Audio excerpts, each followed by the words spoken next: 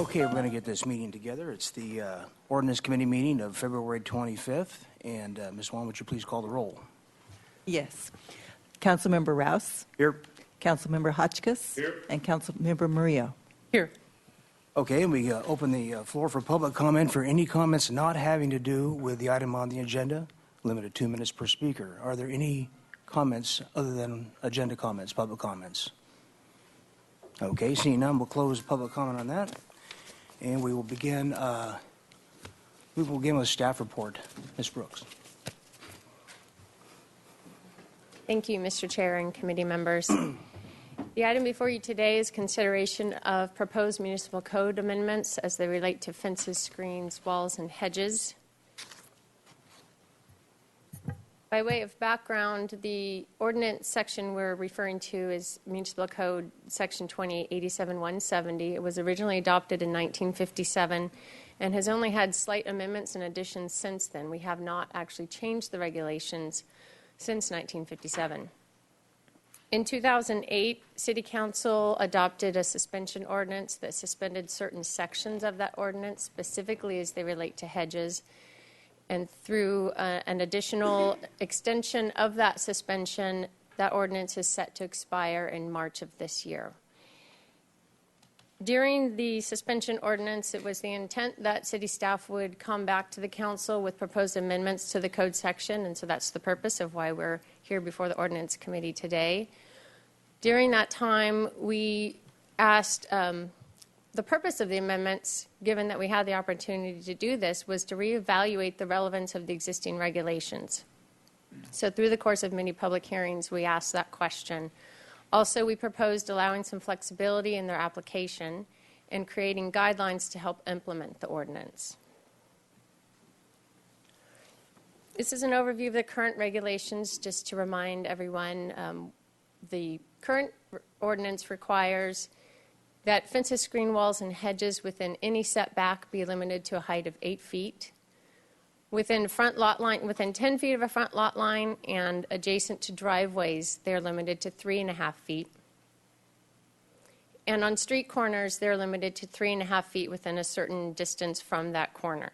These are the relevant regulations. There are a few other sections of this code that are not proposed for substantive amendments.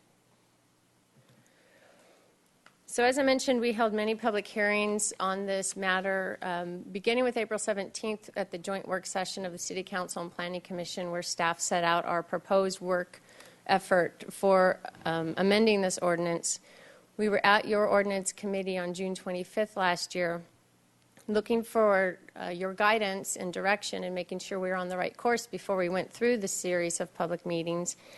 And at that meeting, the direction from the Ordinance Committee was that you did agree with the general staff direction that we were going in, or had proposed to go in at that time, in providing flexibility in the ordinance, that a one-size-fits-all ordinance does not apply well in this community that has varied topography and lot size. You suggested allowing neighbors to work out heights between their own properties if they found that a different height worked better between them. Also, that we should maintain some standards for safety, and you encourage the use of objective templates to do that. So since that June 25th Ordinance Committee meeting, we have been to a number of different advisory boards seeking their input, as well as receiving a lot of public comment, both verbal and through written letters and emails and individual conversations with myself. Our most recent meeting on this was January 23rd Planning Commission meeting, which forwarded the matter to the council via the Ordinance Committee, and those would be the staff recommendations I'll be discussing today for the most part. We also have dedicated a webpage on the city website with information about this ordinance, and have posted 2 postings on the Nextdoor website announcing public hearings for the public to attend. So very generally, to summarize the public input we've heard to date, we have heard that the public does believe the city should continue to regulate the height of these elements. We have heard from many members of the public, as well as some advisory board members, that we consider regulating them by neighborhood. And we have not been an advocate of doing that, but we do believe that we have a way to get at what we believe is the heart of the matter with the intent of that recommendation, and that is in the findings for exceptions to the height limits, which I'll talk about a little bit later. Also, we've had great support for having flexibility in applying the regulations when appropriate and for allowing certain things to exceed the height limits. Also, support for reducing driveway and street corner height limitations. There's been strong support to allow neighbors to play a role in agreeing on a height that works for them between their interior property lines.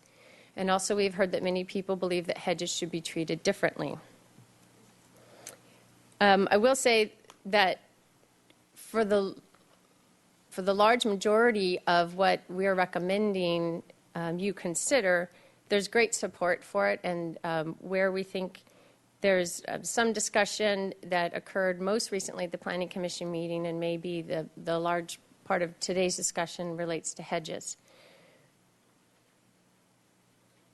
And I'll also note that although I'll be discussing the staff recommendation today, that it's important to know that up until the last Planning Commission meeting in January 23rd, we had been proposing ordinance that many members of the public had reviewed and advisory group members had seen.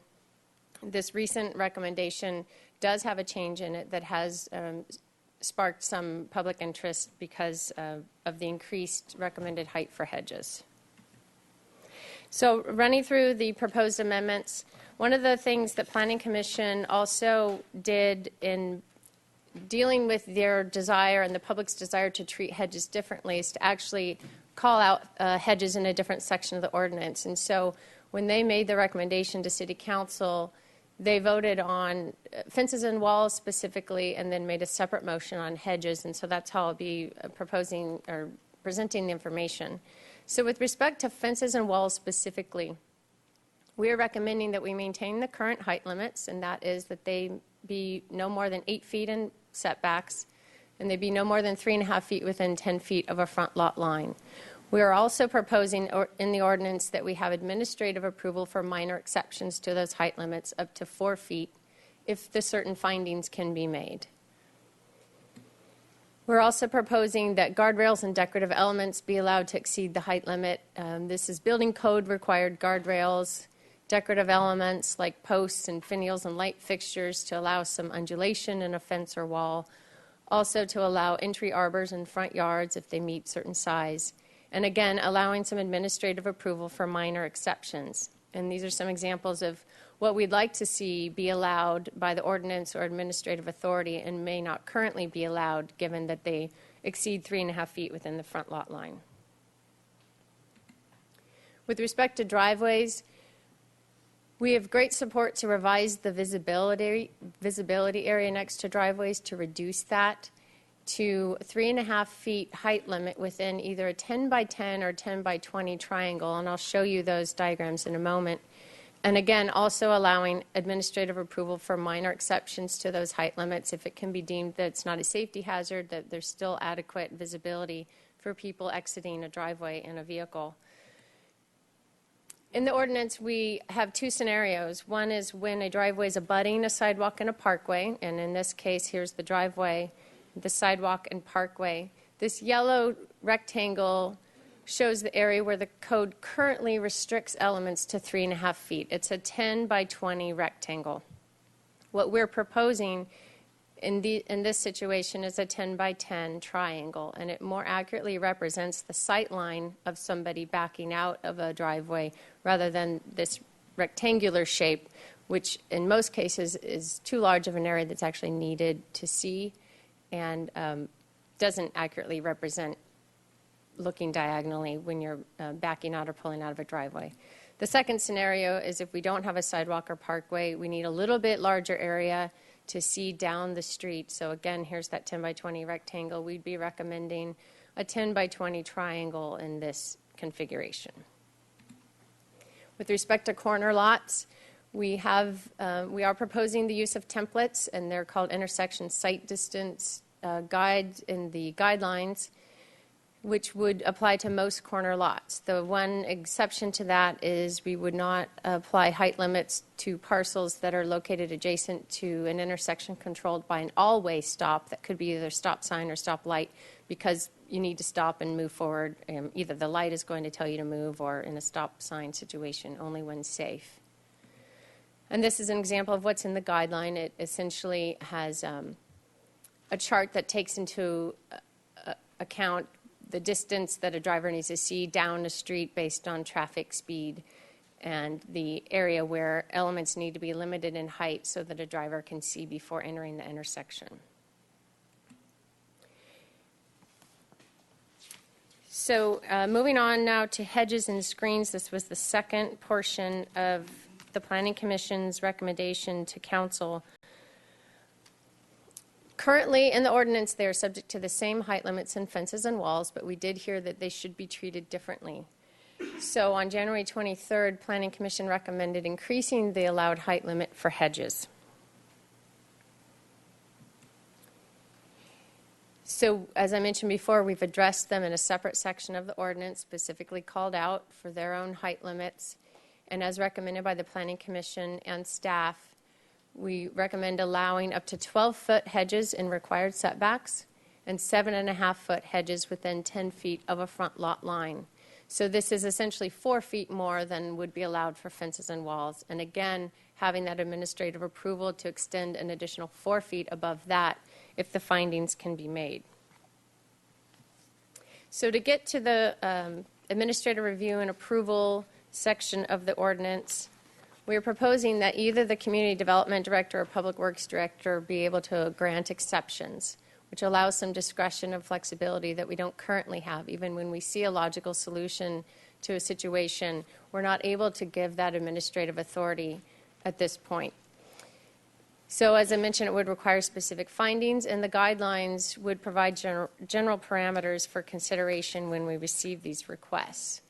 Some factors that may warrant an exception are change in elevation, retaining walls, someone having a corner lot and wanting to secure their secondary front yard with a taller fence than maybe 3.5 feet, someone wanting a buffer from a noisy or busy street, and then again along interior property lines, if neighbors agree, they may want additional privacy or security. So just quickly covering the findings, the way that we are proposing dealing with neighborhood character, as we believe that was mostly intended to address hedges and hedges within certain neighborhoods, we have slightly different findings for fences and walls and findings for hedges. So generally, the findings that staff would need to make to grant an exception for a fence or wall would be that if it's located in interior setback, the neighbor agrees to that, that it won't create a safety issue, that it'll be compatible with similarly situated structures in the neighborhood, and it won't be detrimental to the use and enjoyment of other properties. The findings for hedges are similar. The two differences here I'll point out are finding C, that we find that the exception to the hedge height would be compatible with the character of the neighborhood, and that based on Planning Commission's recommendation that it would respect the height limits for structures as specified in the solar access ordinance. So we would have to do a little additional test and drawing to make sure that it wouldn't further limit someone's access to sun than a structure would that is subject to that ordinance.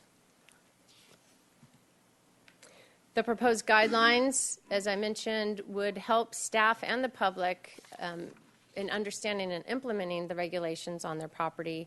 It allows us to use more user-friendly terms, explanations, photos, and diagrams. It also provides parameters for exceptions to these height limits and describes triggers for design review. Some example of diagrams in the guidelines help explain how we measure height when, say, for this example, we have a retaining wall with a hedge behind it. If that hedge is within 5 feet, then the height is the combined height of the two elements. Whereas in this example, if there's more than 5 foot difference, the height of these two elements are taken separately. So in summary, our recommendation for the Ordinance Committee based on public input received to date is that you forward the proposed municipal code amendments and the accompanying guidelines to the City Council for their adoption. And that concludes staff's presentation. We do have staff here available for questions. Betty Weiss, City Planner, Acting Community Development Director, as well as Derek Bailey, Supervising Transportation Engineer. Thank you, Ms. Brooke. Are there questions from the Ordinance Committee? Yes. Ms. Murillo. Thank you. And I'd like to say I'm pleased to be serving on the Ordinance Committee. This is my first meeting, was on the Finance Committee, so I'm glad to be here. Let me just jump around a little bit. How would you decide something is a busy street? I'm looking at the exemptions, to warrant your administrative review and approval of minor exceptions, excuse me. It says here, I'm sorry, I thought it was here. How would you said to screen a busy street. Which streets are busy to you? Mr. Chair and committee members, I believe, and I may have misspoke, my intent was that busy, and by being busy, it's also noisy. If someone's looking to try to buffer either just, it could be noise, it could be headlights. But for example, Cliff Drive, there are many examples, both because of topography and presumably because of the traffic noise along Cliff Drive. We do see some higher walls and hedges along that street that I think, if consistent or conforming with the neighborhood, that we wouldn't have an issue with allowing to remain. So people would make an argument that they're impacted by headlights or car noise. Correct. Okay. And I saw the Planning Commission meeting, but I want to ask the question, why did they increase the additional height? What, to your understanding, so that the public can hear too? Sure. Thank you, Mr. Chair and committee members. My understanding of why they increased the height is that they believe that hedges serve a different purpose. They may be more aesthetically pleasing than fences or walls. And that, over and over we heard by not only the Planning Commission but other members of the public that hedges should be treated differently. And we didn't quite understand exactly how we would deal with that in an ordinance other than allowing them to be taller. And that seemed to be the main way that they were satisfied with allowing them to be treated differently, is allowing them to extend higher. Okay. I'm thinking seriously about that. I'm not sure I agree with the Planning Commission, but I'm happy to listen to what everyone's going to say and our discussion. So in this, again, your approval for minor exceptions, letter C, will be compatible with the character of the neighborhood. So that would be, I understand that staff doesn't want to separate the neighborhoods, and which I think would lead to special treatment. Perhaps we'd really like to avoid that. So this is your nod to recognizing that neighborhoods are different, right? That's exactly correct. Okay, and I'm going to comb through here. I might have another question if I could come back, Mr. Chair. Thank you. Okay, Mr. Hotchkiss. I'd rather wait and hear what the public has to add to this. I appreciate their views. Thank you. There's two quick questions before we get going. On one point, you mentioned that the hedges, I guess the hedges are not currently listed on a ZIR, but as a potentially consideration, would that be as a potential violation or an annotated piece of the ZIR? What was staff's intent with that comment? Mr. Chair, to answer the first question, currently if we do see an overheight hedge or fence or wall when we're doing a zoning information report inspection, we will note that on the ZIR. Through the course of experience with that and moving forward in future enforcement or notation of that, we may not note that in the future. We may note it differently as an FYI versus treating it as a violation that must be cured before any building permits are pulled. Okay. Then my second question is for Mr. Vincent. Mr. Vincent, if we have in the ordinance declared a safety hazard per the traffic engineering reports, and we don't actively enforce, does that put us in does it change the game whether or not we pass this ordinance, or will we pass an ordinance at all? If there's a recognized traffic hazard that we have not remedied, does this put us in a different light as a city as for exposure? Mr. Chair and members of the committee, I would say that if there was a demonstrated traffic hazard, safety hazard, I would expect the Public Works Department to take action on that. Now, that action would basically involve the first a voluntary attempt, an attempt to have the property owner alter the condition voluntarily. If that was not successful, then the ordinance does provide the opportunity for the Public Works Director to declare that fence, wall, or hedge that is creating that hazard as a public nuisance. That process would ultimately lead to potentially a superior court action to abate that nuisance as a public nuisance and create the safety or return the safety of the street. If the city was unsuccessful, in other words, the court did not agree with the city that the public hazard or the public nuisance existed, then I think we would be stuck with the conclusions of the court. If the court agreed with the city, then the city would then continue on through the enforcement process and at some point affect that order of the court to remove the safety hazard. All right, thank you. Mr. Hotchkiss. Follow up on that. In either of those two cases, city liability would be reduced, would it not? The city had attempted to do something. If the court prevented it, then we would no longer be liable should there be an accident there. I think that if the city attempted to remove a safety hazard and something happened after that, that would be considered by a future court in determining city liability for another accident, yes. I think it would reduce the city's potential exposure to liability. Sitting here, I can't guarantee that. Have we had any instances like this where we had to take somebody to court to get something changed? Personally, I don't know of this particular situation, and maybe that's something that Public Works would have information about. Thank you.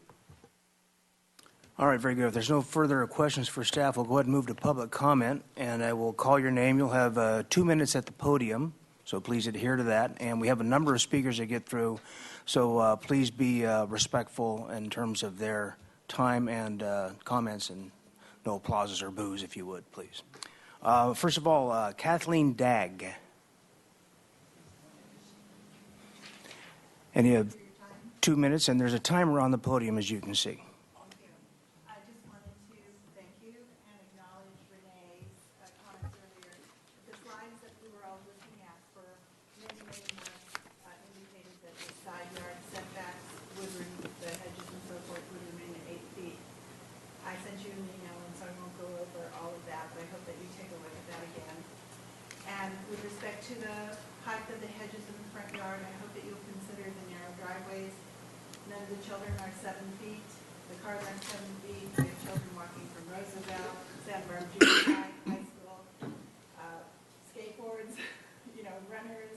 Everybody's got their earphones in. I think it's a safety hazard for both the families that own the properties and those that are walking by to have those front yard hedges allowed to be increased to 7 feet. It's a safety hazard.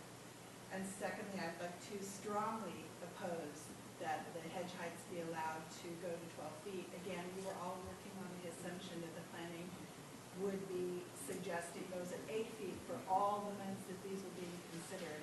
And since 1959, there are many people who have spent a fortune and a lot of time with their architects, planners, staff, ABR, to position those windows of their new and remodeled houses, their small common spaces, and 4 feet of lack of sunlight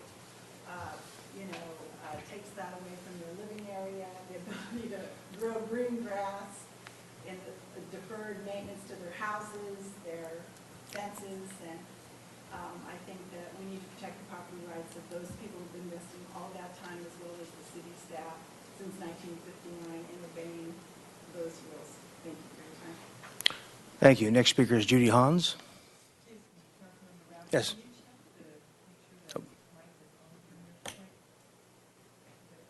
Ms. Hans, would you give us a mic test, please? Yes.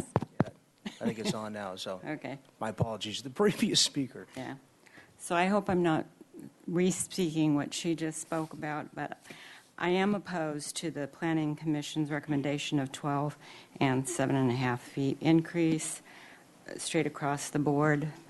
I can only speak from my personal observation.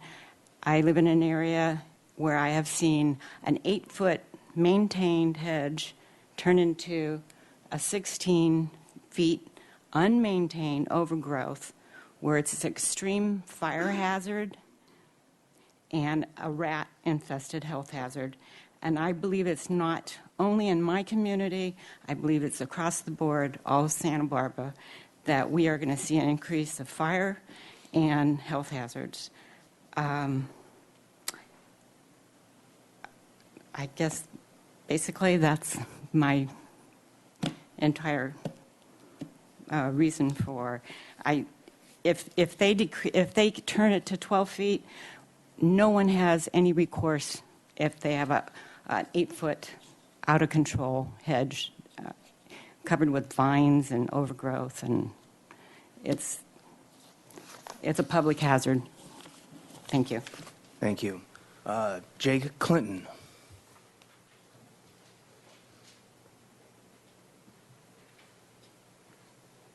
Afternoon. Thanks for having me.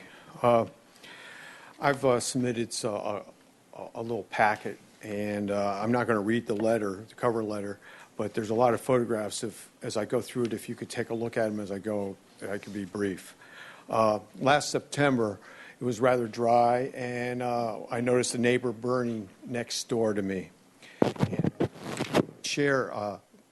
In theory, we share a driveway. In reality, I have an easement right over her property. She doesn't have an easement over mine, but there's no parking on her property. There is parking on mine. But what occurred was a term I never really heard before, a spite fence. And I've been trying to deal with it with the building department and the health and safety department, and they don't have a tool in their bag. And this seems to be the appropriate place to address that. Because what she did is she constructed, and there's photographs of it, various forms of a spite fence with just loose cinder blocks, poles. There's one image where she used a waste pipe from a toilet system, and this has just been an ongoing nightmare since September 16th. And I think this might be the appropriate time for the city to include a way to address a spite fence that is, she literally actually put it on my property, but I had to go and get a survey to do that. So I would ask you to please take the time to read the page, look through it, see if the city can address this issue, because I'm still waiting for the building department, but up to this point, they said that there's nothing they can do. There's nothing they can do. So, Mr. Clinton, Mr. Hotchkiss has a question for you. Yeah, quick question. If this had been, well, this is only like a 3 or 3.5 foot fence. Usually spite fences are bamboo that are 20 feet high. But in this case, does it not either attempt to or actually demarcate your property line? Not really. Well, I guess in theory, she was saying this is mine, but Yep. the reality is, and this is when the property was split back in 1967. Her third building in the back was being used as storage. What had been a garage 20 years earlier had already been closed up, and it was actually being used as an illegal living unit. There's a 1980 letter in the file where the city says... We don't have to go into too great detail right. here, but... Yeah, so there's some issues there, but I have an easement right, and by putting blocks in the easement, she's basically blocking me. All right. And, All right. and I think that is city- a different matter and really isn't what's traditionally called a spite fence. But anyway, Well, I this got is- it. Thank you. Yeah, this is very much a spite thing, an ongoing thing. If you take the time to read the thing, you'll see that there's an issue, and maybe this is a time when it could be included in the ordinance to at least give the department a tool to address it. That's what I ask. Thank you. Thank you. Next speaker is Phil Walker. Good afternoon, members of the Ordinance Committee, Councilman and Councilwoman. Having lived at 1020 Quinientos for getting on toward 40 years, the street can be very dangerous at times. I've lived through it. I thought I was doing everything right back in 1977 and 1984, putting 5-foot chain link. Actually, I got shorted by Fence Factory, 4 foot 10.5 across the front. And I remember when the Fence Factory contractor came, he said, "Well, how high do you want your fence?" And I looked across the street, one house over, Well, I guess just like that. I was never made aware of an ordinance saying you had to have 3.5 feet. And why I originally put that chain link fence up before the it wasn't Campo Feliz, they're next door to me, but the Homes for People project across the street, they used to have cabins on a monthly rental basis, and you get a lot of guys drinking and drugging in there, and they used to use my front yard for the fighting arena a lot of times. So I was working rotating 12-hour shifts, and or I'd have people, walk down the street and pound on the door all hours of the day and night. So the 5-foot chain link fence worked. It worked for 30 and the front 30 years, and the side Sears 1977, 34 years, I guess. The point being, I've never been made aware of by the police department or city traffic, whatever, that my fence was a threat to anybody. That fence has been very forgiving, and when the Ram Charger blew through at speed, it launched actually, I probably would not be here talking to you because it acted like the restraining fencing on the end of a carrier when the tail hook misses. It stopped that far from the bay window of the living room. So hopefully there can be an administrative approval process where if the property owner can demonstrably approve that the fence works. It's not a threat safety-wise. For a long time, Councilman Rouse has seen the pictures. There's nothing on the fence. It's just chain link fence fabric, air, and the visibility's We'll need you to wrap up, please. Mr. right. Porter. If agreement can be reached with the neighbors that have provided the encroaching landscape that I have no say over removing, but the neighbors have to all work together too. So let's hear it for administrative approval beyond 4 feet. 5 feet works. Thank you very much. Thank you. Next speaker is Kurt Huffman.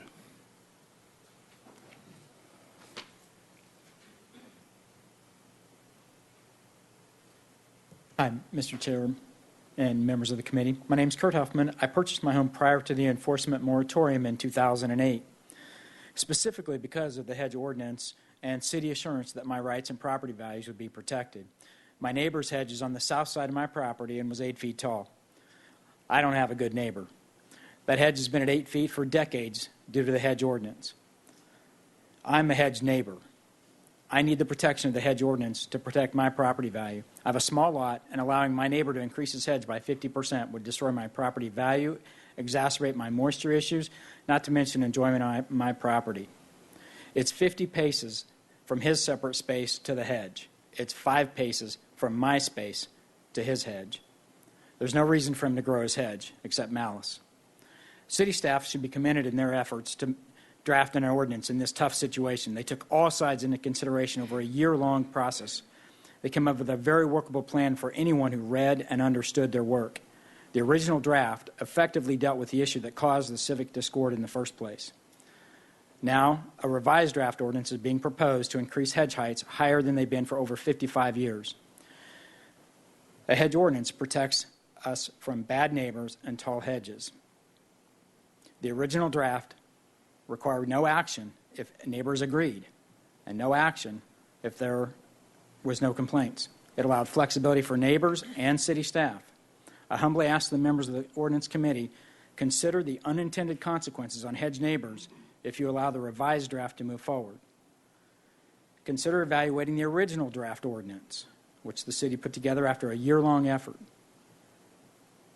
Ensure any hedge ordinance protects the neighbors as potential victims as much as the violators who own the hedges. Mr. Huffman, Mr. Hotchkiss has a question for you. Yes, sir. As soon as you're done, I think you need to wrap up here. One idea would be to consider the original draft ordinance on a trial basis for 6 months to see if any of the recent concerns from the Planning Commission and others actually come about. And consider letting hedge neighbors be grandfathered in some fashion to protect their property values. Question for you. What did your neighbor express why he wanted to add additional height? Was he blocking out some house or something? I'm not familiar with his rationale. Okay, thank you. Thank you. Okay, next speaker is Joyce, and I don't know the last name. Lunch. Thank you, Unch. It's like lunch. Okay, very good. And I forgot my glasses, and I'll speak rapidly because I don't agree with a lot here today. What purpose does the hedge law serve, and whom does it serve, and who's behind this? It's been going on for a long time. I'm tired of the hiding, squeaking wheels getting the grease enough, and I'm talking about the male-female walkers with cameras through the neighborhood. I caught one, I talked to him, the information was surprising where it came from. Then the news press, and I've seen all these pictures, the trash around the stop sign, and to my knowledge, stop signs are not positioned on city property, they're on private property. Should enact laws to clean up blighted areas and fine the owners. And yes, that fence was hideous, I'll agree, but at least hedges provide oxygen, badly needed. They filter the air and they cut down on pollution. You don't see this in my area, nor the historic Upper East, which would be raped by the law. Most of those lot sizes would not accommodate this setback without looking ridiculous. Nor can you point to an accident to support this law, because I've checked, there is not a one. But I do note that the city builds their parking lots right out to the property line, ingress, egress, but that seems to be okay. And I don't know of any problem that we've had. Do you? Do you know anyone being hurt? Nor, now, who controls and dictates this law? What's good for one is good for all. No cherry picking. Don't pick neighborhoods and say, oh, well, this is one we're going to work on. This is not the American way. I'm not impressed because my neighbor called about her 93-year-old mother who's had hedges for 62 years. Do you know what the city gal told her?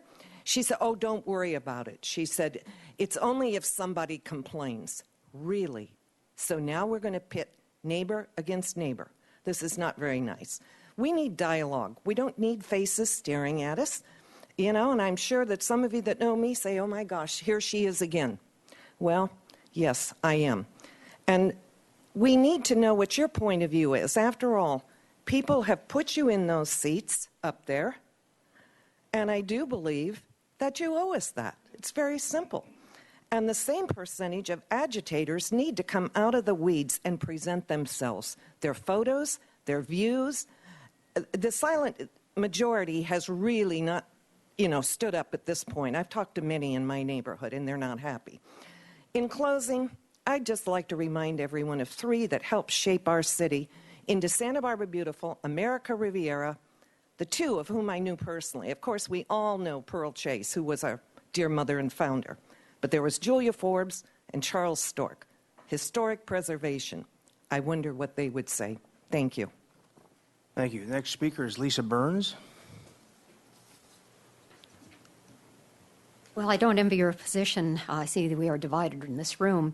I am an environmental planner, and therefore I will be speaking on behalf of hedges and letting them grow. I also want to talk about the feasibility. For example, where I live in the Upper East, and we have asked to be treated separately. I know that's not possible in the ordinance, but we are very different in our aesthetic. Of the 13 lots in the block where I live, over half of them would need to apply for modifications for hedge heights if they wanted to get a zone clearance for a building permit. Not complaints from neighbors, just compliance with the ordinance for a size of a living plant. Modifications are expensive and time-consuming, so please don't think of them as an easy fix. The reality is that when people get zoning information reports or need zone clearance, they cut down their hedges to comply with the ordinance, and the hedges eventually grow back. That's a waste of time and money. I think if the general public saw the consequences of cutting the hedges as required even by the revised ordinance that allows up to 7.5 feet, as measured now from the lowest point of the sidewalk in the Upper East, they would be upset with the resulting change in the aesthetic. In fact, the proposed change in measuring from the sidewalk or lowest elevation rather than the ground elevation of the hedge is significant and reduces the allowed height of hedges in our area from what was previously allowed. Therefore, I ask the Ordinance Committee to please consider the following changes to the ordinance. Please take hedges and vegetative screens out of this ordinance and put them in the view and/or solar ordinances so they are applied to solve actual problems like you've heard today, view problems, sunlight problems, rather than adding to paperwork when a person applies for zone clearance. And update the grandfather clause from 1957 to a date in this century, as suggested by Fred Sweeney, who serves as the Single Family Design Board Review and is president of the Upper East Association. Thank you. Any questions? Okay. Pamela Stafford.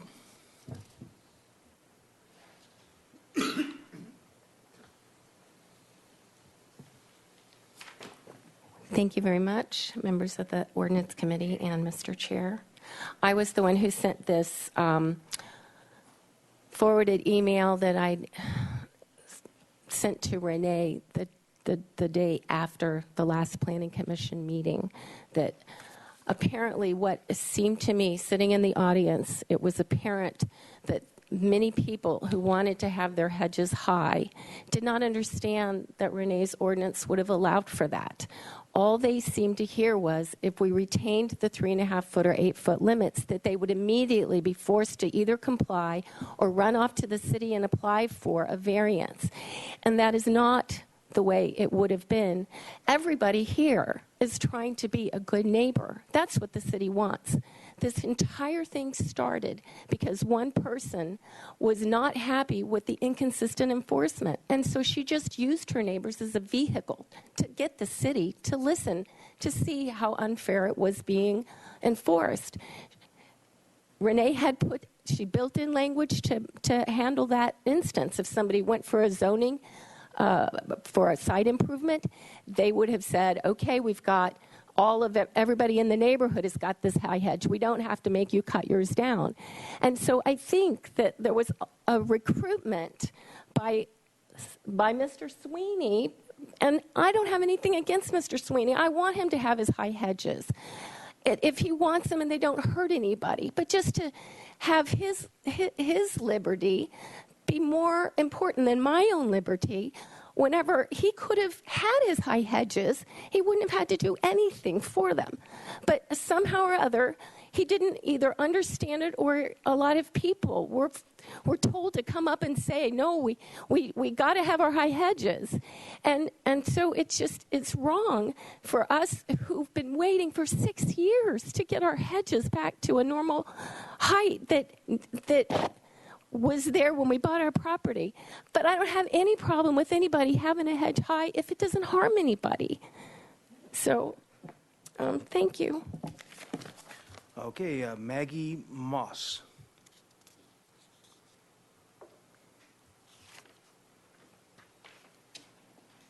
Thank you very much. I want to first say how much I appreciate the time and effort everybody has put into this. Clearly, it's a complicated matter, and I've learned you can't please everybody. You're doing the best you can. I understand that Renee Brooke spent a long time working at this, and from what I understand, she's very well qualified. She really sat and listened for a long time to the issues, and the original proposal she presented was one that really maybe didn't make everybody happy, but sounded like a fair compromise. At the last meeting, there were people, a loud group of people, who I think, as the previous person just said, really did not really understand the ordinance that had been proposed, which was 8 foot with other kinds of availability. So I ask, and in support of the very first person who spoke, there are many people who designed their homes, who had this ordinance in place, and now here they are, as the previous person spoke, 6 years waiting to have the hedge cut in front of them. It affects air, it affects sunlight. I am in big support of hedges personally over fences, but hedges are barriers, and I think that's what's important to be thinking about. So thank you very much for your time. Thank you. Florence Sanchez.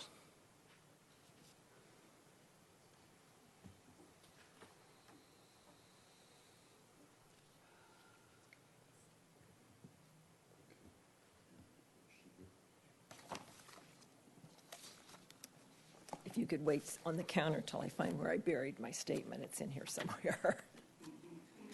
Got hidden under the agenda.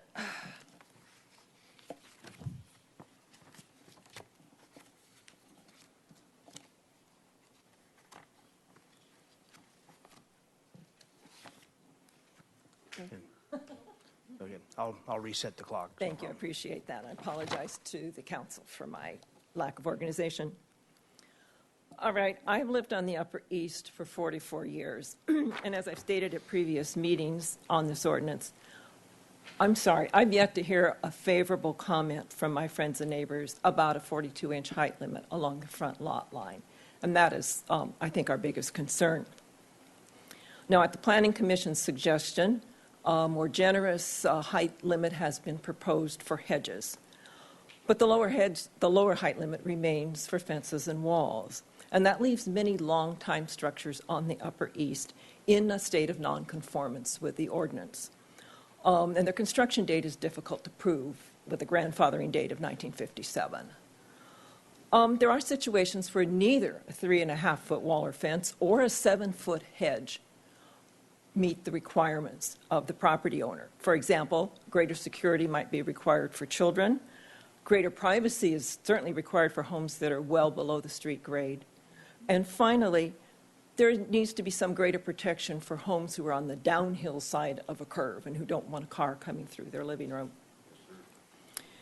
In addition, with 2 sets of standards and 11 pages of guidelines, this proposed ordinance is extremely complex, confusing, and at times contradictory.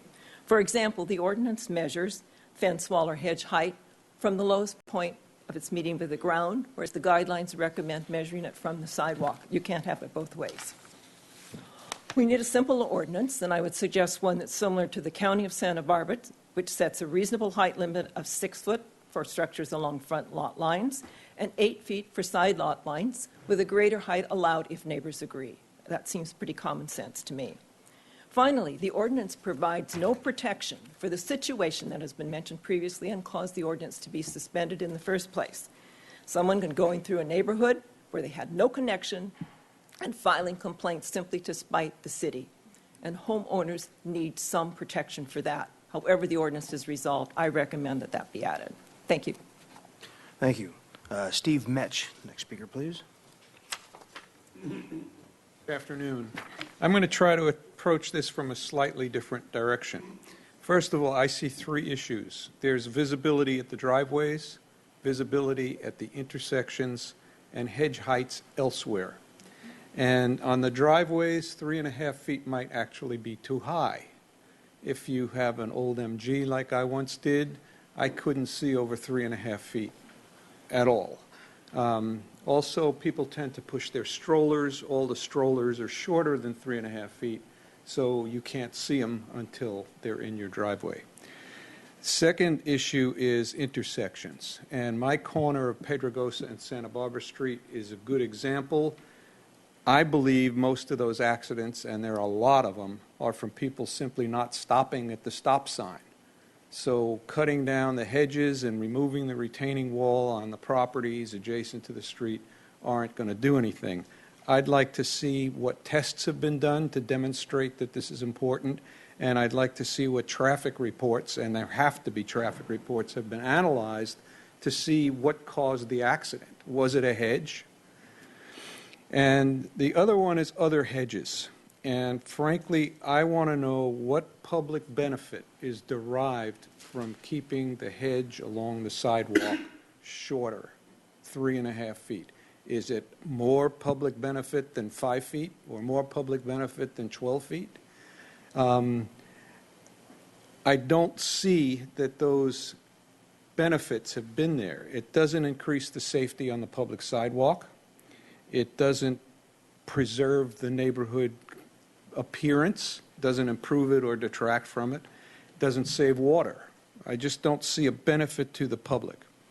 And then what you are doing is taking away plants, which help in the environment, taking away bird habitat as well as rat habitat, taking away privacy for the homeowner, and noise reduction from the street. The big thing I'm concerned about is I believe it is taking of private property, period. There's no public benefit. You are taking away something on my property, done by me, and I think that's just basically wrong government. Thank you. Okay. Please, Mr. Fred Sweeney, please. Good afternoon, council members, Chair Rouse. I'm Fred Sweeney, president of the Upper East Association, and just to to clarify, I happen to be sitting in the president's chair. This is not a personal issue for me. I'm representing over 230 households on the Upper East, so I'm here as their spokesman. One of the things that I do want to point out to you that we've taken a lot of time to study this, and this is not meant for you to even look at, but I want to show you the kind of analysis that we've done of the streets, okay? We've looked at what the hedges are, what the walls are, et cetera. Thanks, Steve. So we've taken some time to look at this, and we now have presented you with a paper. I won't bother to take my 2 minutes to read this because I won't finish in 2 minutes, but let me get over the high points. One is I think that we need to have a compelling reason of why we have hedges in this ordinance. We believe that the hedge issue can be dealt with the solar ordinance and the view ordinance. That would take care of the concerns of the previous speakers today about the issue of whether it's 8 or 12 feet because of privacy issues, solar issues, access, et cetera. View ordinance the same way for the folks that need to have hedges cut down to preserve their view corridor, et cetera. We don't think that hedges ought to be part of this ordinance. Second of all, if in fact you do proceed with an ordinance, we think there's some things in the ordinance itself that need further definition. Under the section where it defines screens, currently the screen now is shown as just a hedge. Well, the fact is that screens are also physical structures. And under architectural terms, there are things called screens. So I don't think we can just isolate screens to hedges.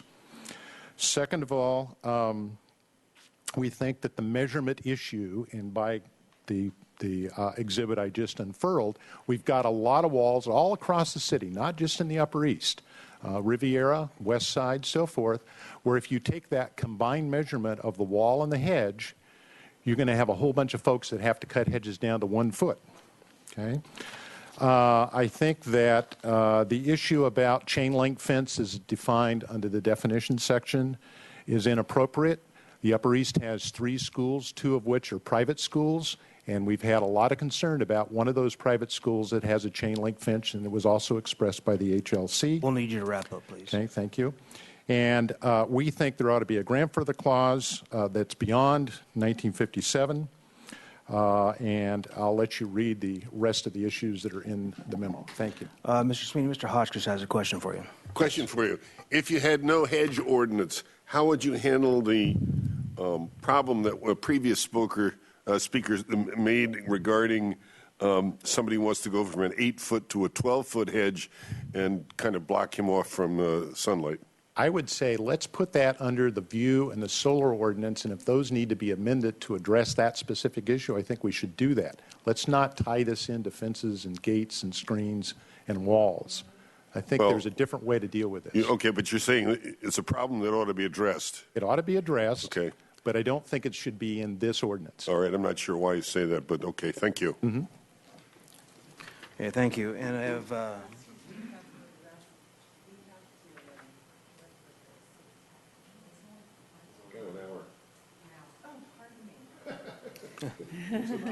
You're an hour ahead.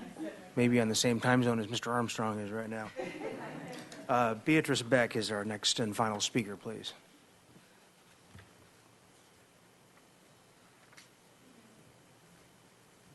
Last time I was here, I'm Beatrice Beck, and the last time I was here was with Derek Weston and the San Joaquin Stanley Drive case.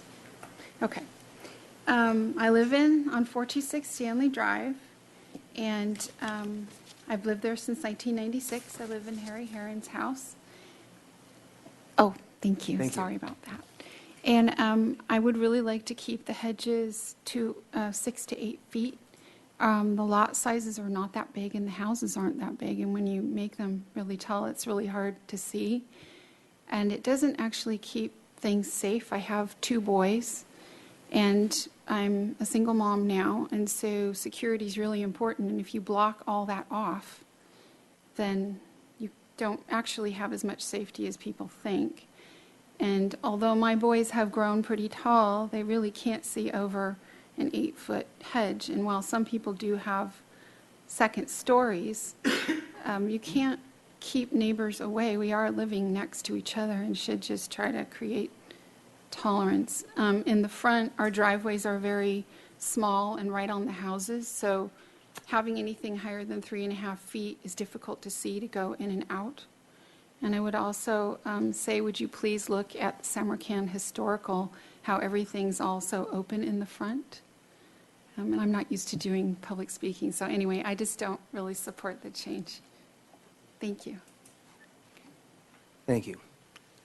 Ms. Wan, are there any further public speakers? Ms. Placer. Thank you. My name is Krista Pleiser. I work for the Santa Barbara Association of Realtors.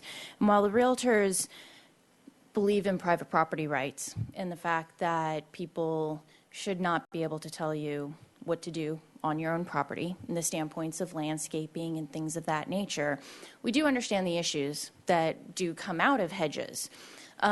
Speaking on hedges specifically, in the standpoints of spite hedges, this ordinance is not going to stop spite hedges. It doesn't matter what height you put on there. If people want to build a spite hedge, they will build a spite hedge. Doesn't matter if it's 8 feet, if it's 10 feet, what the ordinance says, it's going to happen. And so I think that the concerns of spite hedges need to be addressed.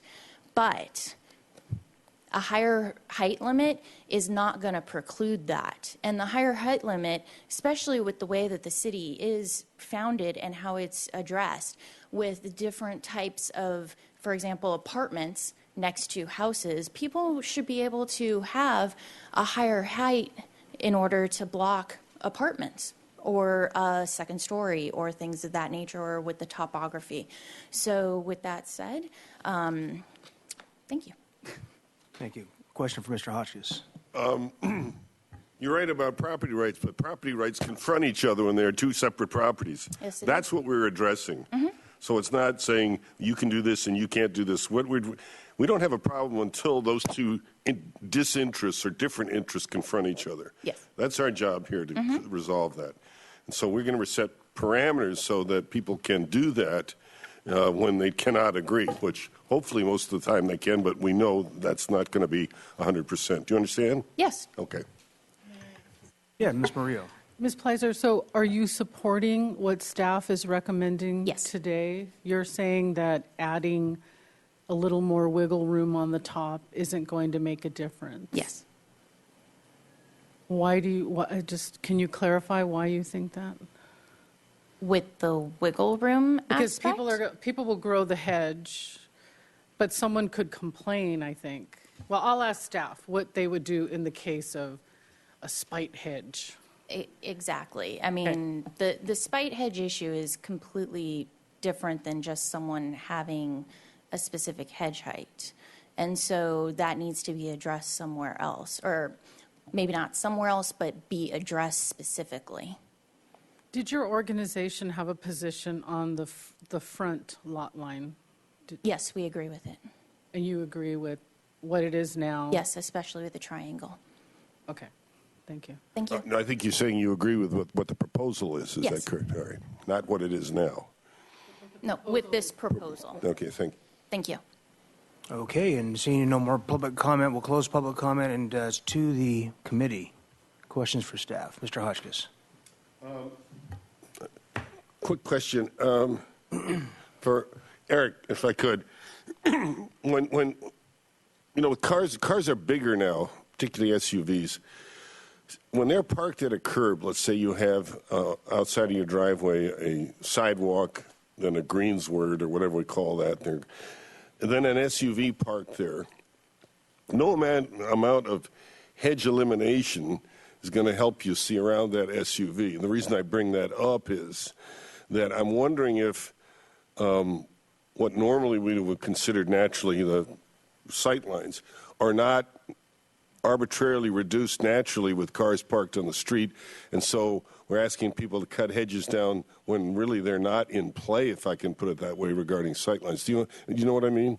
The only resolution I can see of that is not to back out of your driveway, but to go frontwards, and you sort of sneak out and look carefully. I just don't see any way that reducing hedges will get around that problem, but if there is one, please let me know.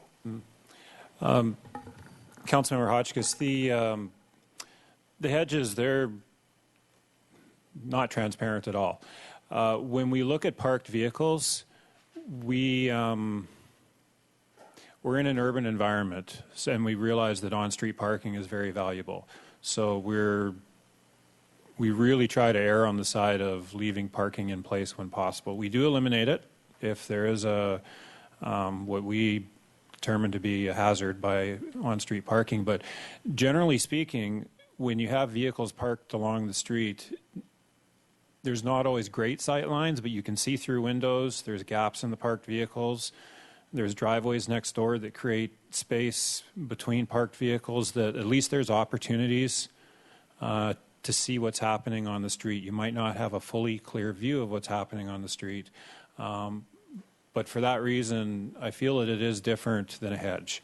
A hedge is not transparent at all. Okay, well, I would differ a little bit in that I agree sometimes you can see through vehicles, other times you can't. But in any case, if you're prudent or if you love your car, you sneak out beyond the hedge or whatever is there and then look carefully up and down the street. I'm not sure that this hedge ordinance really should be affected by that. That's all I'm saying. I'm not sure it's really helping drivers. If somebody can tell me that it is, that would be great. But it just doesn't, practically, it doesn't seem that way. There are two different scenarios that we're talking about as far as hedges and how they relate to the public travel way. There's the 10-foot by 10-foot triangle that we're talking about. Renee, do you have those? This is the scenario where there is a parkway and a sidewalk. Generally speaking, anybody pulling out of their driveway, and usually in this scenario as well, there's a row of parked cars out there. So there's quite a bit of buffer between where the property line is and where the actual vehicles are traveling on the street. So drivers can get well beyond the hedge and not have any conflict with vehicles traveling on the street. What the issue is here is people on the sidewalk. So there's people walking along the sidewalk, biking, skateboarding. Not supposed to bike on the sidewalk, but it does happen. And when there's a tall hedge that goes right up to the driveway, there's no ability for people to react to one another when there is a vehicle backing out of their driveway or even pulling forward. So that's what we're trying to address here. In the other scenario, if you could show the next diagram, this is not so typical in the city itself, but kind of more in the hillside areas where there's no sidewalk or anything. On-street parking is not nearly as prevalent up in that area. This is strictly focused on vehicle visibility, vehicle traveling down the street versus vehicle pulling out. In this case, oftentimes the streets are a lot narrower. There's not that buffer between when you pull beyond the hedge and when you can encounter a traveling vehicle. So for this reason, people should be able to see further down the street from actually in their driveway to avoid conflicts with other vehicles. Is this going to be complaint-based regarding enforcement or not? Do you think? I don't know. Is that, Renee, is that a question for you? If we went forward with this, would this be just complaint-based, or would we go around and tell people? Well, from traffic engineering's perspective, we're mostly focused on intersection safety, and that we do proactively go out and police. We want to ensure sightlines, but there's so many driveways in the city, and we can't police them all. So if there is something happen, a collision history at a particular driveway, we would deal with that, but we won't be actively looking for driveways to enforce. Okay, so that. do we have histories at driveways? Do you know? There is. The problem we have with the data we have available to us is when the police take a collision report, there's no box that they check off that says this was caused by a hedge. What we can look at is characteristics of the crash. Is it happening on a sidewalk? Is it happening mid-block at driveways? We can tell all that. And since about 2000, there's been 26 pedestrian-involved crashes that happen near driveways. But what we don't know is whether or not it was caused by a hedge. You know, did they just not see each other? Was there something else going on? Was there driving impairment for some reason? We don't know. Texting. Texting, yep. Great. Okay, thank you on that. I think one of the fears that people have, and why the reason this is so well attended, and I would attend it too if I were not sitting up here, is they're worried that suddenly they're going to have to change what they have come to enjoy in their property. Mm-hmm. Hedges, walls, et cetera. And our intent, at least I think our intent should be to limit that or eliminate that fear entirely. Ms. Brooke, am I correct in saying that this would not be in any way retroactive if somebody has a 5-foot hedge in their property now on the front line? Unless there was a complaint, they could keep that? Mr. Chair and Committee Member Hotchkiss, that's correct. We, as stated in the past hearing when this issue came up, we don't have any intention of changing our policy of how we receive complaints or act on complaints, nor do we anticipate going out and proactively enforcing on overheight hedges or fences or walls. So if we receive a complaint, we'll investigate it per our normal procedure. If it's nonconforming, we can try to deem it nonconforming. If it's not, then we would ask that the hedge be brought into compliance with the standard. So really what we're discussing here is what the complaint level could be. It used to be 3.5 feet. Now we're saying, at least if we follow the Planning Commission's recommendation to the front, 7.5 feet, I think. Correct. My experience as a realtor is that is a necessary feature to some homes to shield them from traffic, particularly from traffic, and that to force people to reduce that now or for any reason would greatly reduce the value of the house. So I'm supportive of that. Is it correct to say that what we're asking now is that if people have an oversized either fence or, I guess, hedge, that if the neighbor concurs, the immediately adjacent or involved neighbor concurs, then we're saying fine? Councilmember Hotchkiss, that's one finding that we would need to make, and I think what you're asking is if we get a request for an exception for administrative authority to exceed what the ordinance would allow. One of the findings, if it's along an interior property line, is that the adjoining neighbor agrees. Then we also have to make those other 3 to 4 findings that it's compatible, that it won't. Okay, that's where it starts, though. First, you got to get neighbor agreement. That's great. Okay. Second question is, can a complaining party, or should we not insist that a complaining party be one who is an immediate stakeholder, but not an adjacent observer, if I can put it that way? Am I clear? I do. I understand your question. That has come up in many hearings, that we consider allowing only directly affected neighbors to complain about the height. And we are not recommending that. We do recommend that we allow any member of the community to complain if they have a reason to. And that really if someone is violating the ordinance, that it's a violation of the ordinance regardless of how the city is made to find out about it. But what we're proposing through these ordinance amendments and the administrative authority is some more options to remedy the situation. So we may have a complaint brought to us by any member of the community, but we can rectify that in better ways, we believe, with what we're proposing by allowing the adjoining neighbor to agree.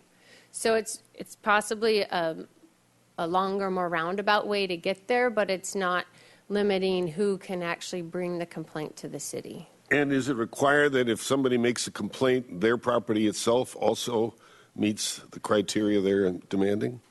That's not currently a requirement. We could make that, though. We could consider it, but we might want to look into that. We could call that what's good for the goose is good for the gander. Okay. Is it true that the county allows 6 feet in front and 8 feet on the side? I could double check that. I don't know it off the top of my head, but I did look at other communities. It's been a while now since I've seen. And that's sort of what you were recommending before it went to PC, is that correct? We were recommending that hedges and fences and walls all be limited to 3.5 feet within the front and 8 in the side, but that we have that 4-foot allowance for staff approval above that. So it could range up to 7.5 feet in the front and 12 feet on the side with administrative approval and findings. All right, Mr. Chair, I'm going to recommend that we separate these two and that we do hedges in one group and. Well, let's go ahead and finish up with staff questions Absolutely. first, and then I think I'm done with that, but I do think that it's confusing enough that it would be good to, I don't know if it's a separate ordinance, but a separate vote up here for we all understand it and so the public understands. Well, let's see if we can get to the staff questions first. Thank you very much. Ms. Brooke, I'd like you to expand, please, or even defend why would we allow people just all over the city to file a complaint against someone they have no business with? I live on the west side. I walk my dog. I mind my own business. Why would I file a complaint against somebody somewhere else? That seems like it would create spite. Is it because you just want an open door in case something's really bad? Please tell me. Mr. Chair and committee members, we don't always know where the complaints are coming from. We do allow anonymous complaints, but we do know a fair number, the origin of complaints. And I would say, if I had to guess, the large majority do come from people that are directly affected. So, but we do receive complaints from people that have either felt wronged by having to come into compliance when they didn't want to, and that they then go around the community and file complaints on people that they're not necessarily affected by. But we have allowed complaints to come into the city for requests for investigation. That's been our longtime practice for enforcement as it relates to building code violations, health and safety violations, zoning, just that if the city should be made aware of a situation where there's an ordinance violation, that we should investigate it. Okay, so you're saying whenever there's other kinds of violations, you would rather have more information flowing than less. I'm not comfortable with people making anonymous. I think you should always put your name to something, but then they might be afraid of retaliation or something like that? Huh. Okay, so what I'm hearing, or what I heard, was that there may be homes out there right now out of compliance because they have a wall that's taller than 3.5 or a hedge that's taller. So if we put this forward, does that property owner have to come to the city and file something and tell on themselves? No, apply for Councilmember Murillo. something? We're not asking that they do that, and we're not going to, like I said, proactively enforce because of this. We've had since 1957 standards in place, and many of the properties have been out of compliance with that, and they've lived happily, and the neighbors have been presumably happy. They haven't brought complaints to the city, and so that presumably could carry on into the future, even with this adopted ordinance.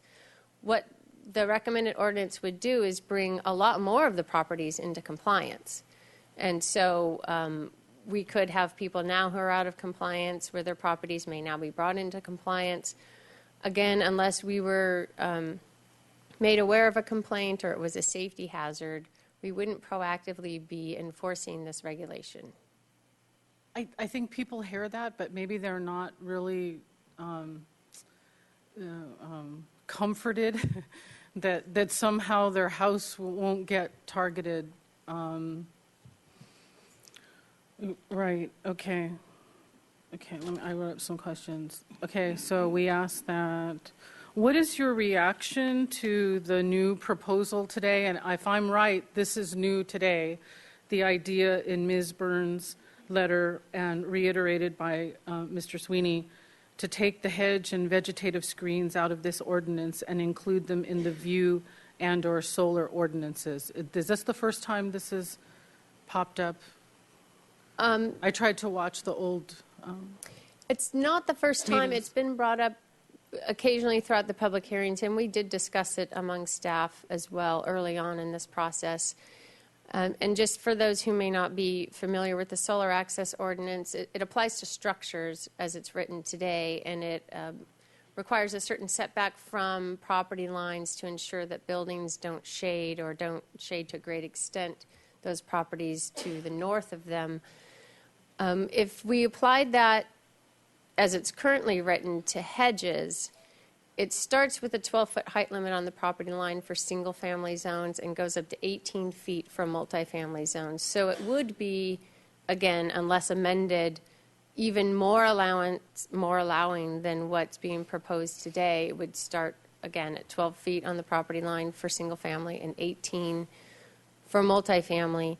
We could, of course, if the council wanted to address hedges in that ordinance, we could consider amendments to that ordinance that possibly brought those limits down.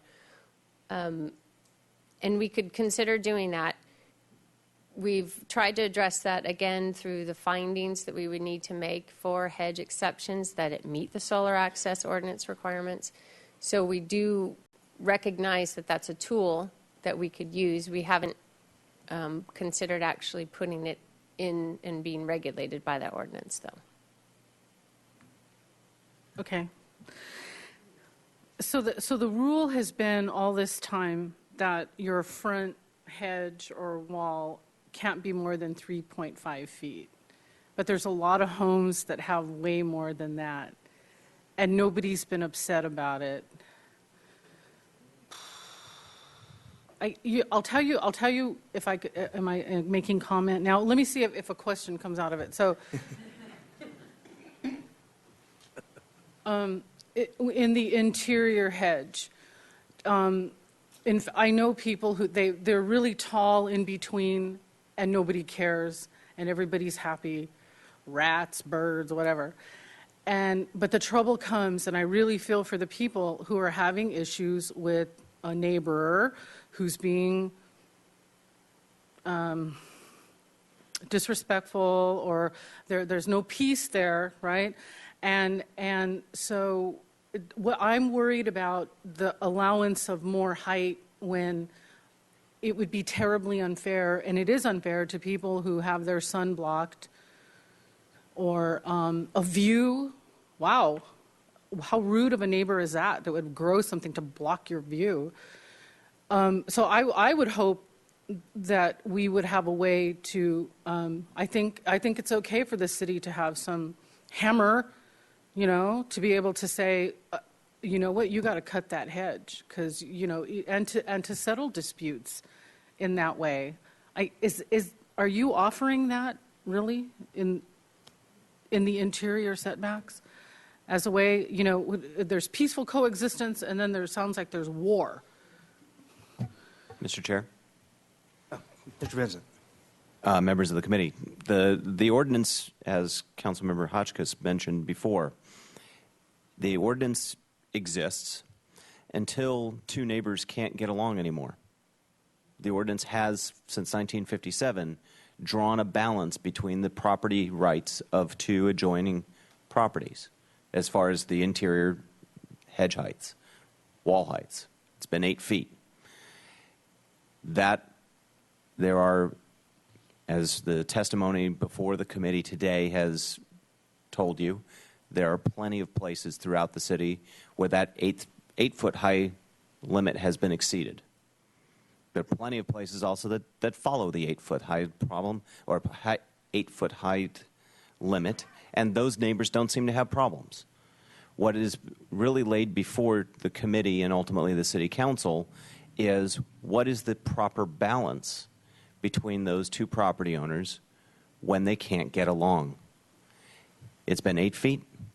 The proposal now from the recommendation from the Planning Commission was 12 feet, with the possibility, under making certain findings, that it could go up to an additional 4 feet above that 12. That's the proposal from the Planning Commission. So 16. Potentially 16. 12 as a matter of right. No, it's 12 without any administrative action by the city, and up to 16 if with one, the adjoining neighbor would have to consent to it. That's the first finding. And the other findings would have to be made by the community development director or designee. So that's a proposed change of that balance that has existed historically. The same is true in a different calculus regarding the front lot line and within the 10 feet of the front lot line. Historically, that number has been, since 1957, 3.5 feet. The Planning Commission, in this case, proposed the continuation of that limit, that balance, at 3.5 feet for walls and fences. They recommended an extension of that balance to 7.5 feet for hedges. And given the way that measurements occur, it's a very typical scenario. It's where a wall, a retaining wall in many cases, is built on the edge of the property line where the property meets the sidewalk. And then there's a hedge built in the dirt that's retained behind that wall. So the way that situation would play out, the wall could be conforming at 3.5 feet, and you could have an additional 4 feet of hedge above that 3.5 foot wall in a conforming condition with the Planning Commission's recommendation. And they also allow, in that case as well, for additional height on an administrative standard the same way as before, except for that's not available next to driveways. So that's at the fundamental level, that's what the Planning Commission has recommended to you. And if you want to get into further details, I'm happy to answer any questions that you have. But that's where the Planning Commission suggests the balancing between these interests. Kathy still got this. So that last thing you said, and I hope you folks don't mind, because if I'm a little bit fuzzy, maybe some people in the public are too.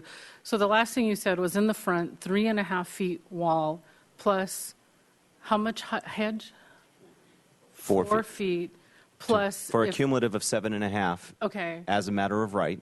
As a matter of right, and then a little bit more. If you wanted more, you would have to have the administrative approval for that additional up to 4 feet with the findings that are proposed. Okay. I'm forming opinions. I don't know if I'm going to make everybody happy. Are we at the opinion part? Well, we can be. I have a couple of You have questions. Yes, if I you have do. questions, okay. I'll reserve my opinion.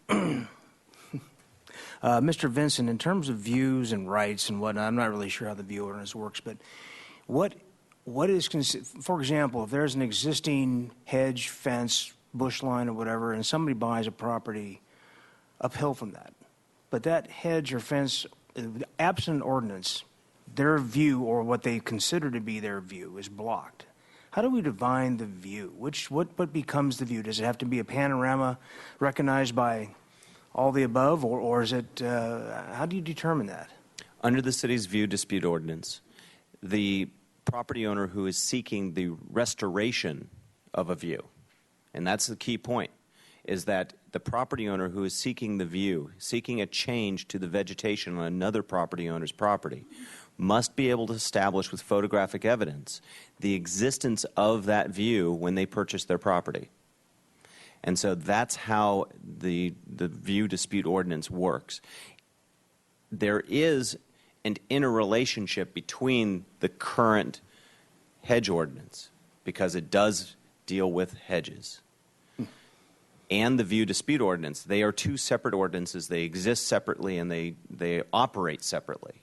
However, in some circumstances, the enforcement, if the hedge ordinance was enforced, it could, in some cases, achieve much of the goal of the view dispute ordinance without necessarily the need for the property owner to prove the original existence of the view.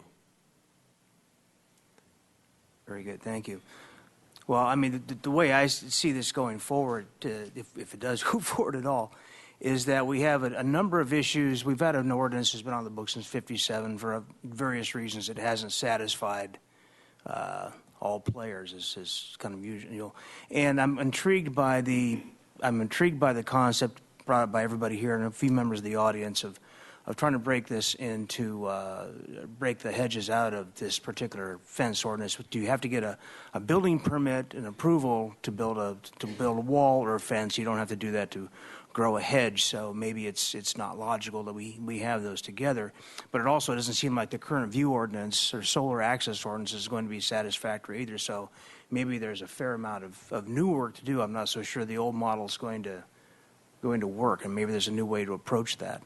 And I know that staff, you have at least casually contemplated that idea as your CAR about what if those were to. Ms. Weiss, do you have any thoughts on that?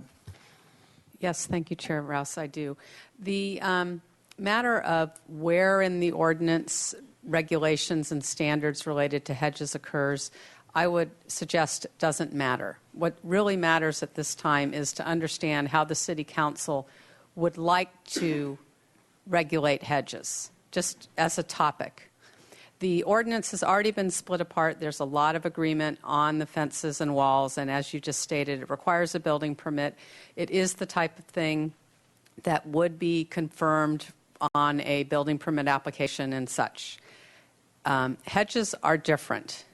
The question is to the committee and then ultimately the council, do you want to be in the business of having a hedge height as a city standard by which the two adjoining property owners, in the most common circumstance, have the city as a party to that question of what is the appropriate height? The City Council could choose to continue the 8-foot height. They could change it to 12 feet, or they could say there is no height limit. I mean, the basic question is, does the council want to have a regulation, a municipal code standard that property owners know what it is, and they could seek, whether or not they're the adjoining property owner or someone nearby, whoever they are, they could seek compliance with a code. Because if we have a code standard, this is the whole issue with this program as well, discussing how it will be enforced. Presumably, if someone is calling the question for enforcement and it's a legitimate request, the city should be in a position to enforce a city standard.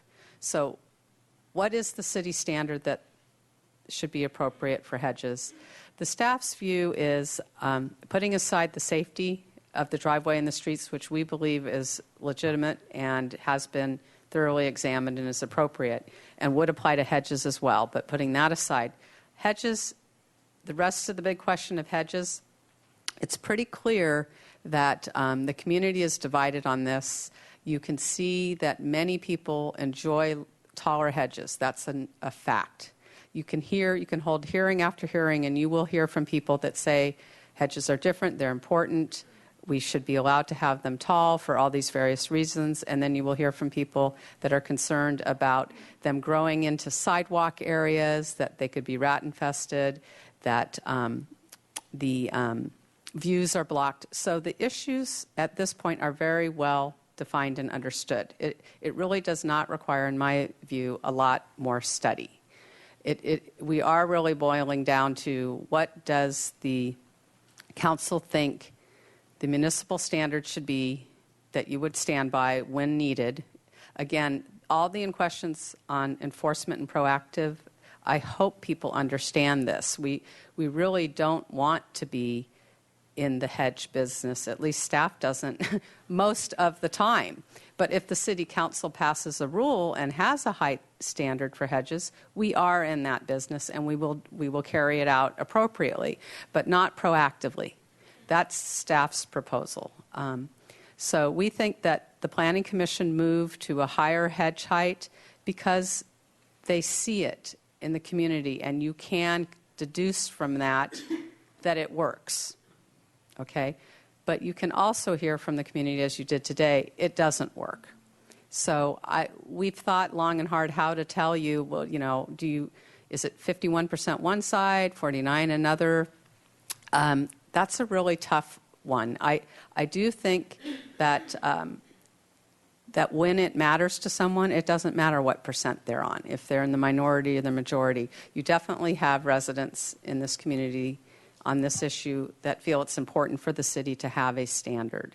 And so whether or not it's in the solar ordinance and it's a 12-foot allowance, whether or not it's in this chapter, that really doesn't, that's not really the issue. The view dispute resolution approach, though, does somewhat take the city out of it altogether, is that, or it has the potential to do that. If there was no regulation of hedges other than safety for driveway and intersections, hedge heights would be mediated and argued or whatever in a civil matter, and perhaps our existing mediation ordinance would would be what people would turn to in those situations. The difficulty there is not everyone can afford the time and the money of a mediator and attorneys and all that kind of thing. Well, it's you know, I got to say the staff has been incredibly responsive on both sides of the aisle from the public, and you guys have clearly heard what people have said. You've tried to distill it down. Of course, you've laid it back on us now and try to figure this out, and we can't do it either. But the way I see it currently is I think the traffic safety engineering issues are what they are. That's not some kind of a squishy dispute-oriented thing. I think we need to be able to provide for traffic safety. You're concentrating obviously on the intersections, but as if there are driveways that are by the nature of what's been put there, built there, grown there, not just on their own, just because they're on a curve, I think that's something that is enforceable and should be codified. The solar access view dispute thing, to me, if we go through things such as fire or any insurance adjuster that looks at your home for homeowners insurance is going to say, you need to take this tree back from this far back from your eaves, the hedges down to here, so on and so forth.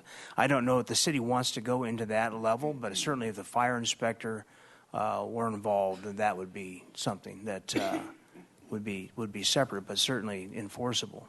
So I believe what the staff is telling us is we'd like to have some kind of guidelines, but with as much latitude as possible for reasonable people to get together and decide. Now, the reasonable people part is the squishy part that we don't always get to. So I would be in favor of, with the indulgence of the committee, of kind of breaking this out into. I know, Ms. Weiss, you've already said we've kind of addressed that, but I do think you have a traffic safety and engineering issue. You have the neighbor v. neighbor thing, which really falls more into views and solar access issues. And then you have the front yard setbacks. It seems like we're dealing with a bunch of different things. We're trying to hit it with one hammer. I'm not so sure we can. I'd be curious to see what my colleagues think about that. Any comments? Ms. Murillo. Thank you. To me, I would like to be a little more loose and generous with the front hedges. And I understand why people would want to be more strict with that. I think the interior hedges are a bigger issue. So I would be willing to support what the Planning Commission is saying on the front, especially because there would be an administrative appeal to go higher or lower, I guess. But to me, I think we should stick to the 8 feet in the interior and just be firm about that. And if it grows to 12 and nobody cares, then nobody's going to say anything, right? But the people who need protection from, blocking their sunlight or something like that, then they have recourse to say it's got to be 8 feet. So that's how I'm feeling right now, because I really feel when people say they've been impacted by the hedge. They call themselves hedge neighbors. I think they do need some protection. The intersection issues and the driveway visibility, that seems very clear that we need to do what's right in terms of traffic safety. The lady, Ms. Dag, you were talking about strollers, and in my world, I always tell pedestrians that it's up to you to make sure that I'm sorry, people go fast in this town, and I stop and I make sure no one's coming down their driveway when I'm walking my dog, because it's up to me not to get hit by a car. So I just think I can compromise on that front hedge because people need their screening. You said, Councilmember Hotchkiss, that it helps with property values. Fine, as long as it's about privacy and not, trying to block me. You know what I'm saying? Not just trying to keep the unwashed masses out there. You're really just enjoying your privacy. No, really, you're frowning somebody out there, but I think there's some elitism in this town. And you've had your high hedges, and I want you to continue to enjoy them. So, was I clear? I'm okay with the Planning Commission's proposals in the front, but I'd really like to stick to 8 feet and no higher in the sides, because there's wiggle room if people are getting along, and if they're not, then there needs to be a real firm height. Did you need opinion on anything else? Or we're going to have it out at the council level, so thank you. Okay, Frank? Thank you, Mr. Maria. I agree with most of what you said. I think that I would add to that that it be only stakeholders that could lodge a complaint, and that we have what I called a goose for gander clause in there, that if you want to recommend, you insist somebody does something, then you better be doing it yourself. I agree that basically what we're forwarding here are the triggers at which people can have a debate. Doesn't mean that you could have a 40-foot hedge if both parties agree, even if we set it at 8 feet. But the party, as one gentleman talked about here, where he's worried about his patio or whatever is being shaded, he should be allowed at above an 8-foot level or at the 8-foot level to say, hey, we have a difference of agreement here, or a disagreement. So am I clear? I think that I'm agreeing with the limits that Ms. Murillo suggested, and I just want to add the stakeholder-only complaint factor and the goose for gander terminology. I think you know what I mean by that, do you not, Scott? Mr. Chair and members of the committee, the standing requirements for the city have been relatively loose, I would say, but consistent with the way standing requirements for enforcement exist throughout the state. And Ms. Weiss mentioned and Ms. Brooke mentioned that the city has other standards that are regularly enforced by people who don't live or work near the places where the violations exist. The sign ordinance, that's regularly enforced by people who don't work next door, don't compete with the business that has the inappropriate sign, yet their enforcement and their complaints drive the aesthetic for the community. So have I seen enforcement standing? I have seen ordinances that have differing standing requirements. The standing requirement that you mentioned, Councilmember Hotchkiss, of an affected neighbor, that's going to be difficult to divine effectively. The affected neighbor, I think that on an immediate basis, obviously the adjacent neighbor is probably the most frequently affected. However, in the case of some of these hedges, I could see where, is it 2 doors down, 3 doors down, 3 doors up the hill? Where is, who are the affected neighbors? And is it a subjective standard as if they are an affected neighbor, or is it an objective standard, and how do we define that effect? Historically, the city has not gone down the road of having restrictive standing requirements as opposed to setting a community standard and being willing to enforce that standard simply based on the existence of the violation, as opposed to being concerned with who is the complaining party. Well, you make a good argument. I'm not sure that this is not the time to make an exception, though. And we could, as you say, interested parties. Maybe that's more than just adjacent neighbors, but we could certainly try that. I think people would generally understand that you can't go around the city, and which actually was the cause of this whole thing, where somebody driving around the city and just lodging complaints because they were ticked off. I don't want to see that come up again. So I would encourage, I don't know if Ms. Maria you would support that, but I do think it should be either adjacent neighbors or immediately affected neighbors or something like that in this. And secondly, that if you're requesting or lodging a complaint, that would include an inspection of your property. Yeah, the goose and the gander thing really makes me nervous. I don't know why, but maybe that could be a topic of discussion when we go to council. That's fine. And also the affected neighbor part too, like maybe a 500-foot radius, a possibility. But I get your point, and now the legal guy is telling us, you've got to sort of, take that into consideration. I get what you're saying, and I'm getting what you're saying about backing off on. It has to be an affected neighbor, and so what's balancing that, Ms. Brooke, is that you would consider the neighborhood conditions, right? So, say a complaint, an anonymous complaint came in about a high hedge on the Upper East, but the hedges are all similar, then you wouldn't enforce it, right? Something like that?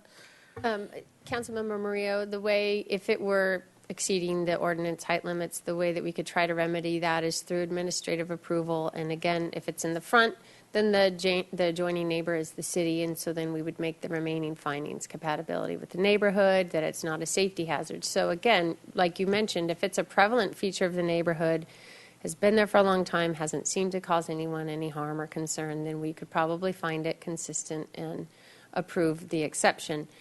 And again, on the interior property line, if the adjoining neighbor agrees, then we'd be happy to allow the hedge to remain.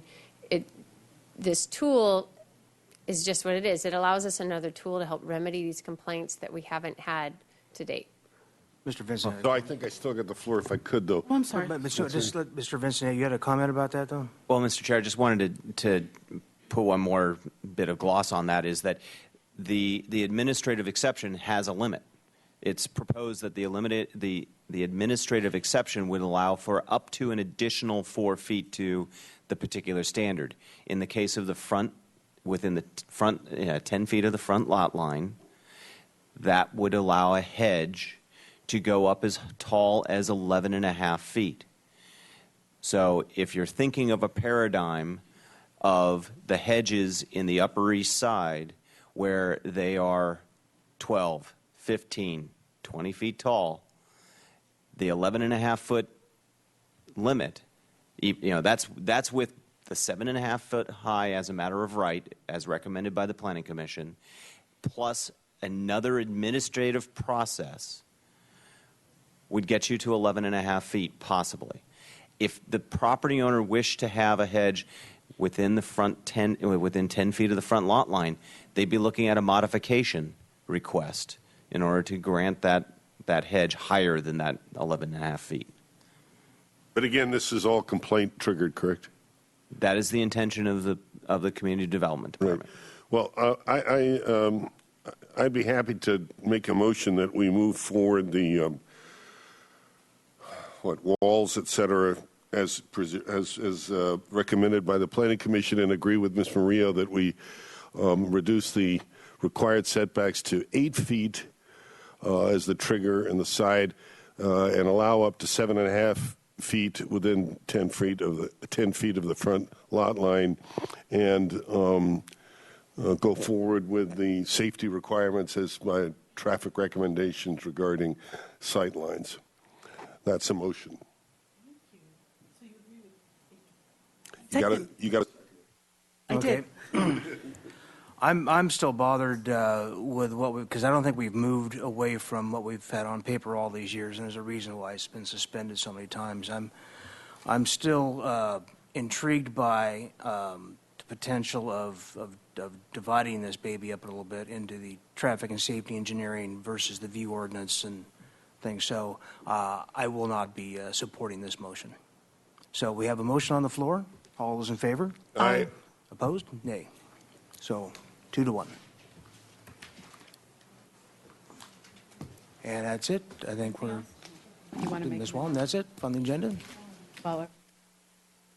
F? Yes? Are you clear with where we're going with this, staff, in terms of the motion? Okay, yes. Yeah. Because, I mean, even with Mr. Hotchkiss, I mean, I understand your idea about going forward the goose and the gander, for lack of a better word, just for somebody to establish standing. But I do know that when someone gets enforced on an ordinance, and they see somebody else out of compliance, whether they're the quote-unquote adjacent neighbor or not, they're going to say, well, how come this guy and not me? So that's one of the real problems with trying to wrestle this to the ground, I think. So it's going to be, I would like to see us approach this from a slightly different standpoint. So hence my vote. All right, thank you all very much for coming. Thank you for your comments and participation. We're adjourned.